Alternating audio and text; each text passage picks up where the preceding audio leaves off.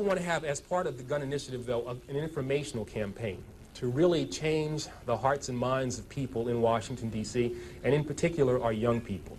They are saturated in the media and in entertainment, or by the entertainment industry, with violence. And I think too many of our young people, in particular our young men, are fascinated with violence, and in particular fascinated with guns. And what we need to do is change the way in which people think about guns, especially young people, and make it something that's not cool, that it's not acceptable, it's not hip to carry a gun anymore. In the way in which we've changed our attitudes about cigarettes. You know, when I was growing up, people smoked all the time. I mean, both my parents did. But over time, we changed the way in which people thought about smoking, and so now we have people who cower outside of buildings and kind of smoke in private and don't want to admit it. And that's what I think we need to do with guns, really change the way in which people think about guns. Now, this is not going to be something that's very easy to do because we are, quite frankly, fighting something that appears, you know, every day on television, on the radio, in our popular music, in movies that these kids are exposed to. It will be an effort that will entail things that I'm really not familiar with. I think I'm a pretty good lawyer, but we need to get really innovative, creative things that are going to grab the attention of these kids and change, as I said, the way in which they think about guns. And so what I've asked is that the creative community in Washington, those ad agencies that create these snappy ads and make me buy things that I don't really need, devote that talent in a more constructive way so we can get at the minds of these young people. This informational campaign, I've also called on the newspapers and the television stations to devote to us time and space so that we can get these ads, so we can use these spots, and not to give us 1, 2 o'clock in the morning ads when nobody's watching, but at the time when people, particularly young people, are watching television, so that when they're watching, you know, the Fresh Prince of Bel-Air or Martin or whatever else they watch, and yeah, I watch those things once in a while, so that they'll see these ads and they'll be grabbed by these ads.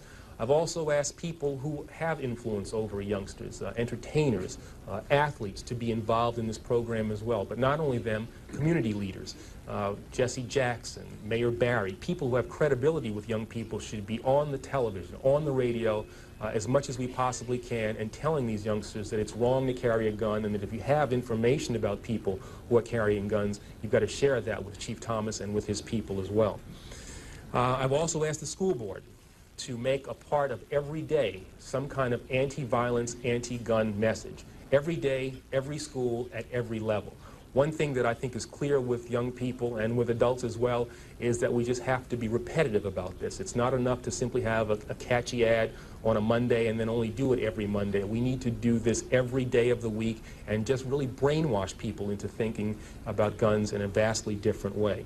We also want to have a hotline that we will set up and have the number of that hotline that you would just go out there, and that would be something that people would have emblazoned in their minds so that when they see a gun or become familiar about the facts of a gun crime, they would call that hotline and pass that information on.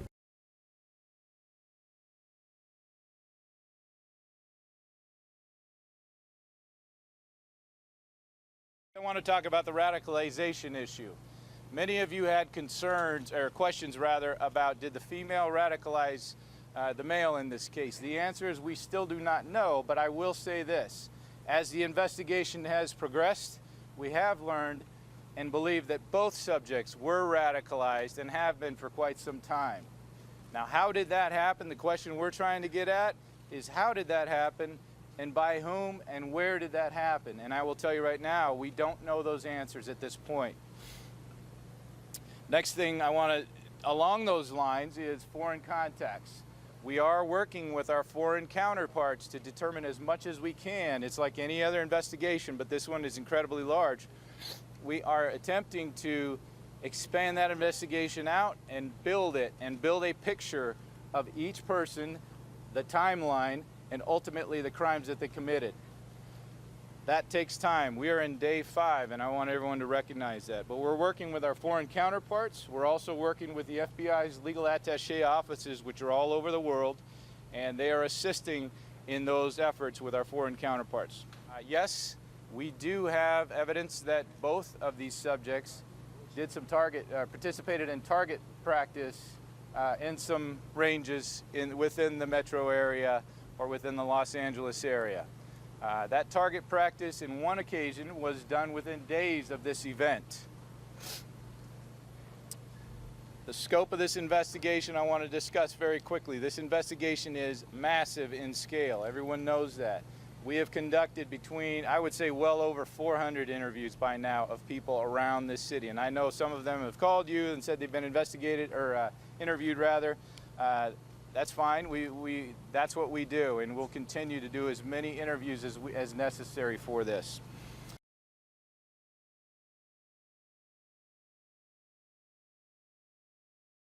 Where I was at right here, we seen there was 3 white men in military fatigues taking off.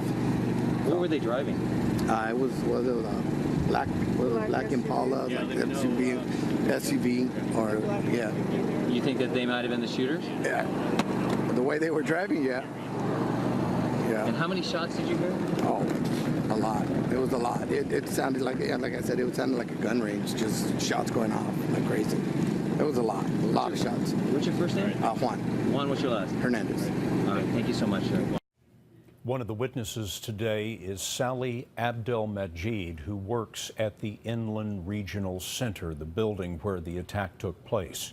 She saw the attackers enter the building, and we spoke to her by phone. I heard shots fired, and it was, from an automatic weapon. So, it's very unusual. Why would we hear shots? As we look out the window, a second set of shots goes off, and it's just pop, pop, pop, pop, pop, pop. And we saw a man fall to the floor.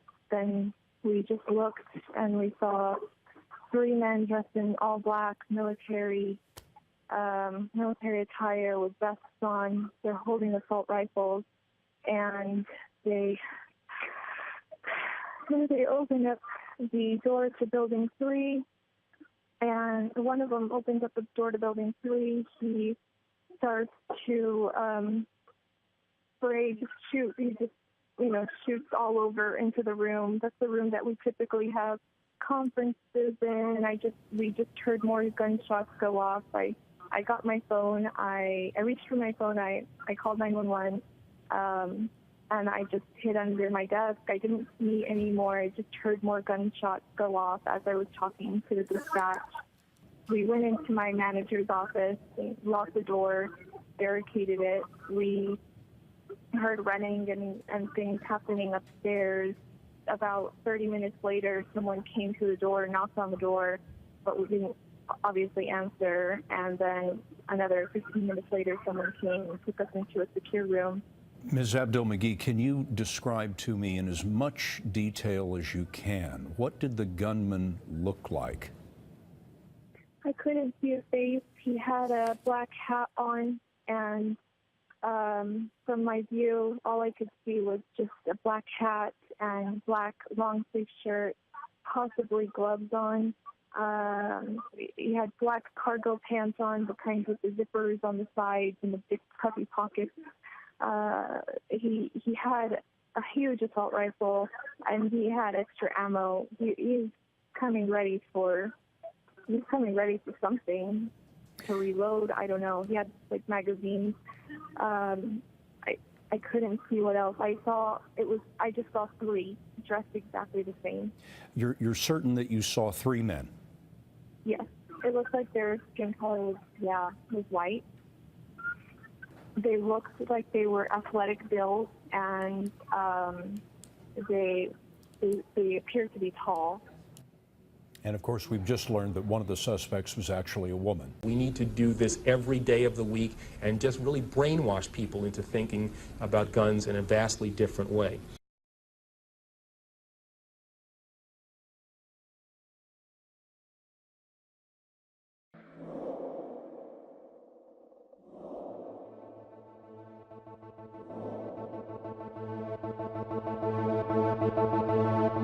I